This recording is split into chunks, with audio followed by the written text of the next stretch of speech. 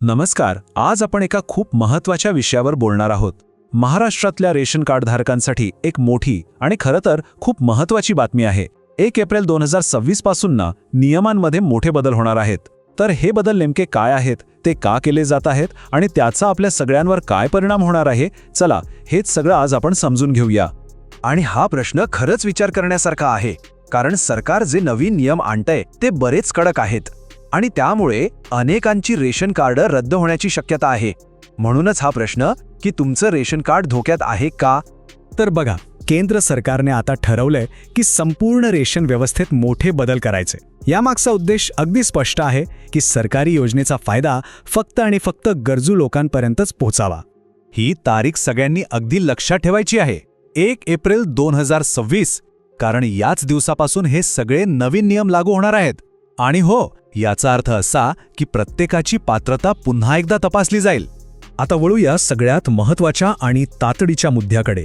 ही एक गोष्ट आहे जी प्रत्येक रेशन कार्ड धारकाला करावीच लागणार आहे, याला पर्याय नाही.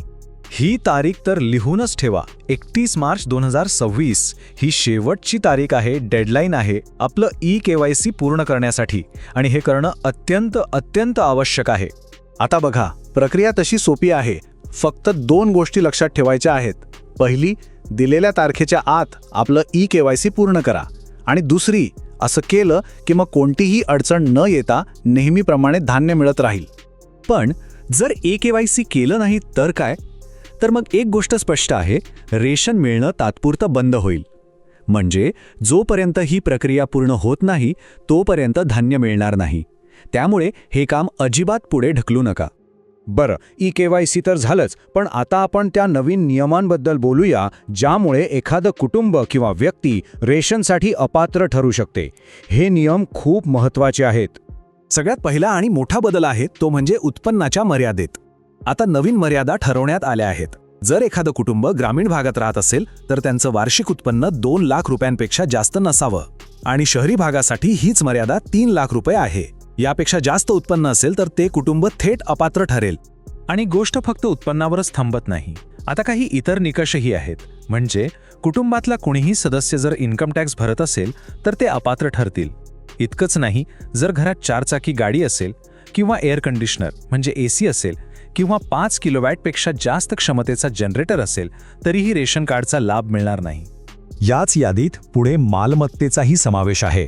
म्हणजे जर स्वतःच्या मालकीचं घर, फ्लॅट किंवा प्लॉट 100 चौरस मीटरपेक्षा मोठा असेल किंवा शहरी भागात 80 चौरस मीटरपेक्षा मोठं व्यावसायिक दुकान असेल तर अशा परिस्थितीतही रेशन कार्डसाठी अपात्र ठरवलं जाईल.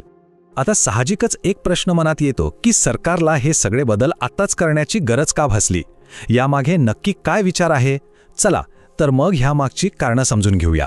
सरकारने या बदलांमागे काही स्पष्ट उद्दिष्ट ठेवली आहेत. पहिलं म्हणजे जे लोक आर्थिकदृष्ट्या सक्षम आहेत त्यांना या योजनेतून बाहेर काढणं. दुसरं, जे बनावट लाभार्थी आहेत त्यांना वगळणं. तिसरा आणि सगळ्यात महत्त्वाचा उद्देश म्हणजे सरकारी मदत फक्त खऱ्या गरजू लोकांपर्यंतच पोचली पाहिजे. आणि चौथं, जे लोक अपात्र आहेत त्यांनी स्वतःहून पुढे येऊन आपलं कार्ड परत करावं. पण समजा कुणी अपात्र असूनही माहिती लपवली आणि लाभ घेत राहिला तर काय? म्हणजे नियमांचं पालन न केल्यास काय कारवाई होणार आहे? आता आपण ते पाहूया. आणि इथे सरकारने अगदी स्पष्ट आणि कडक शब्दात इशारा दिलाय की जर कुणी खोटी माहिती देऊन लाभ घेत असल्याचं आढळलं तर त्यांचं फक्त रेशन कार्ड रद्द होणार नाहीये, तर त्यांनी आजपर्यंत जेवढं धान्य घेतलंय त्याची बाजारभावानुसार किंमत सुद्धा वसूल केली जाईल. म्हणजे बघा, जर कोणी फसवणूक करत असल्याचं सिद्ध झालं तर त्यांना 3 मोठ्या गोष्टींना सामोरं जावं लागेल. 1, त्यांचं रेशन कार्ड ताबडतोब रद्द होईल. 2, त्यांनी आतापर्यंत घेतलेल्या सगळ्या धान्याची किंमत त्यांच्याकडून वसूल केली जाईल. आणि 3, प्रशासन त्यांच्यावर कायदेशीर कारवाई सुद्धा करू शकतं. तर मग या सगळ्या बदलांनंतर एक मोठा प्रश्न उभा राहतो की या नवीन कडक नियमांनुसार सरकारी मदतीसाठी खऱ्या अर्थाने पात्र कोण आहे? सरकारचा उद्देश चांगला आहे की मदत गरजूंपर्यंत पोचावी. पण या बदलांमुळे आपली सार्वजनिक वितरण व्यवस्था खरंच अधिक पारदर्शक आणि प्रभावी बनेल का? याचं उत्तर तर आपल्याला येणारा काळच देईल.